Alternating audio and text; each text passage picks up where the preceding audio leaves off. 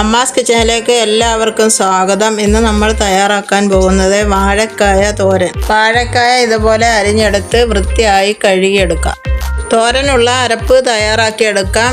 ഇതിനു വേണ്ടി ചെറിയ അരമുറി തേങ്ങ ചിരകിയത്, 2-3 അല്ലി വെളുത്തുള്ളി, കറിവേപ്പില, ഒരു നുള്ളു മഞ്ഞൾപ്പൊടി, 1/4 ടീസ്പൂൺ നല്ല ജീരകം കൂടി ചേർത്ത് ചതച്ചെടുക്കാം. ചട്ടി ചൂടാക്കി എണ്ണ ഒഴിച്ച് കടുക് പൊട്ടിക്കാം. കടുക് പൊട്ടിയതിന് ശേഷം വറ്റൽമുളക്,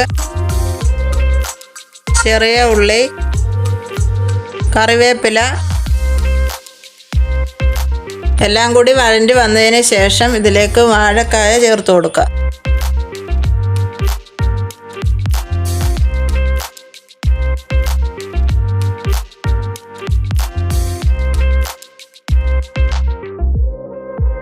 ആവശ്യത്തിന് ഉപ്പ് ചേർത്ത് കൊടുക്കുക. ചതച്ച് വെച്ച അരപ്പ് ചേർത്ത് ഒന്ന് മിക്സ് ചെയ്യാം.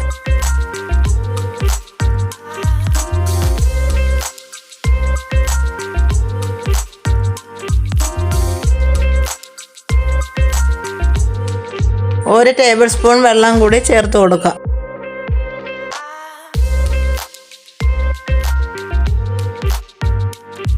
അഞ്ച് മിനിറ്റ് ഒന്ന് അടച്ചു വെച്ച് വേവിക്കാം. ഇടയ്ക്ക് ഒന്ന് ഇളക്കി കൊടുക്കാം. വെള്ളം വറ്റിയതിന് ശേഷം ചിക്കി തോർത്തി എടുക്കാം.